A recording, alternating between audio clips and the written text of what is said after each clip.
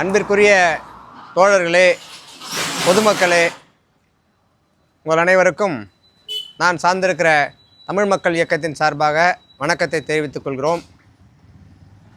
இந்த 2026 தமிழ்நாட்டுக்கான சட்டமன்ற தேர்தலில் நாங்கள் ஒரு 7 அமைப்புகள் ஒருங்கிணைஞ்சு ஒரு கூட்டணி, தமிழ்நாடு மக்கள் அதிகாரத்திற்கான கூட்டணி என்ற கூட்டணி அமைச்சு கீழ்பெண்ணாத்தூர் சட்டமன்ற தொகுதியில் நாங்கள் வேட்பாளரை நிறுத்தியிருக்கோம். எங்களுடைய வேட்பாளர் தோழர் சந்தோஷ்குமார் அவர்கள். இதில் எங்களால் பெரிய அளவில் எங்கள் கருத்துக்களை மக்கள்கிட்ட கொண்டு போய் சேர்க்க முடியல. அதுக்கான பொருளாதார பலம் எங்களுக்கு கிடையாது, ஆள் பலமும் எங்களுக்கு கிடையாது, அமைப்பு பலமும் சின்னதுன்றதுனால எங்களால் பெரிய அளவில் இந்த கருத்துக்களை மக்கள்கிட்ட கொண்டு போய் சேர்க்க முடியல, எங்களுடைய லட்சியங்களை.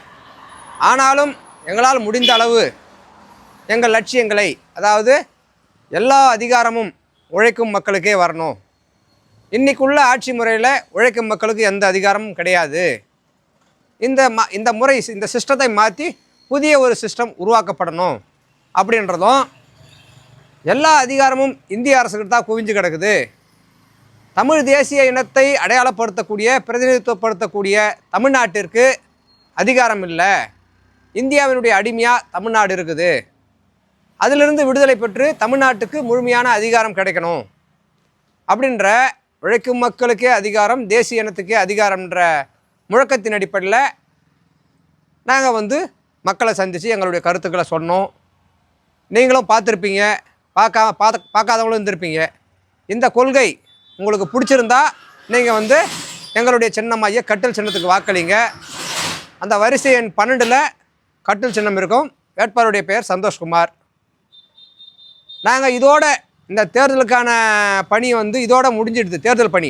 ஆனால் மக்கள் பணின்றது இதோட முடியறது கிடையாது. இதற்கு பிறகும் எங்களுடைய பணி தொடரும். எங்கள் கொள்கையில், எங்கள் கருத்தில் உடன்பாடு இருந்தால், எங்களோடு நீங்கள் பேசணும்னு நினச்சா எங்களுக்கு நீங்கள் தொலைபேசியில் தொடர்பு கொள்ளலாம்.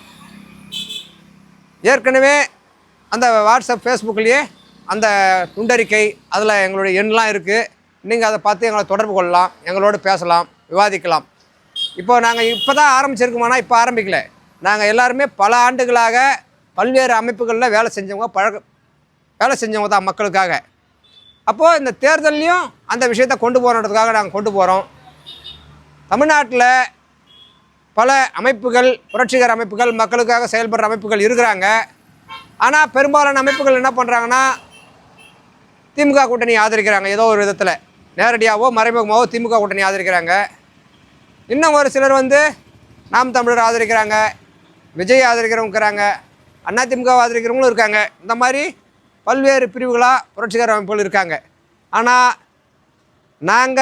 நாங்களோ, எங்கள் கூட்டணியில் இருக்கிறவங்களோ பெரும்பாலும் நாங்கள் மற்றவங்களை ஆதரிக்க வேண்டியதில்லை. ஏன்னா எல்லாருமே ஆளும் வர்க்கங்களாகவும் இந்த சிஸ்டத்துக்குள்ளேயே போய் அதிகாரத்தை கைப்பற்றி அதில் நாம் சம்பாதிக்கணும்னு நினைக்கிறவங்களா தான் இருக்காங்க.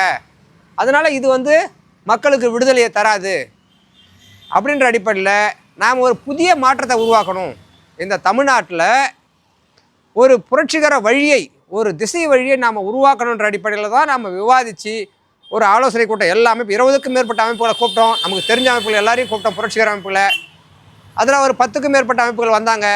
அவங்களோடலாம் விவாதித்து நாம் இந்த கொள்கையை முன் வச்சு ஒரு கூட்டணி கட்டியிருக்கோம், ஒரு கூட்டமைப்பு கட்டியிருக்கோம். அந்த அடிப்படையில் தான் அந்த தேர்தல் நிற்கிறோம்.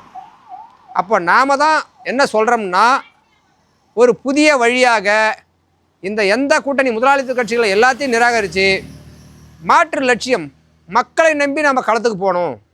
திமுகவோ அந்த முதலாளித்துவ கட்சிகளை நம்பி நம்ம போகாமல் உழைக்கும் மக்களை நம்பி தான் நம்ம களத்தில் நிற்கணும். அதுதான் தேவைன்ற அடிப்படையில் நம்ம இதை நின்றுக்கோம்.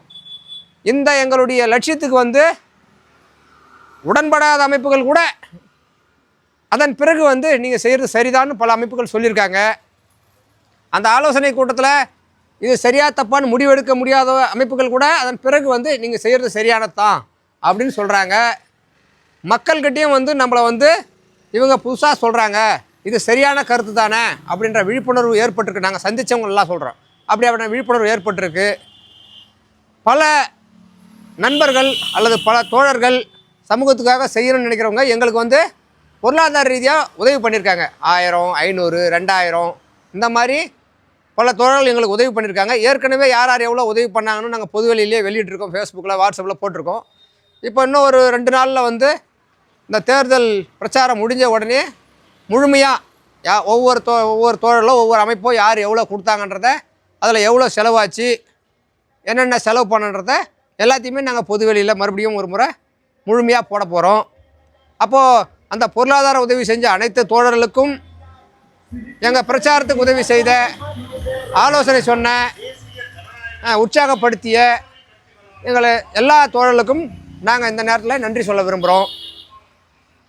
இந்த பயணம் இதோடு முடியறதில்லை, இது ஒரு தொடக்க புள்ளி மட்டும்தான்.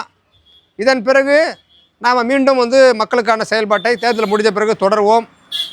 அதுக்கும் இப்போது ஆதரவு கொடுத்தது போல் எல்லா சக்திகளும், எல்லா நண்பர்களும், எல்லா தோழர்களும் ஆதரவு கொடுக்கணும்னு கேட்டுக்கிறோம்.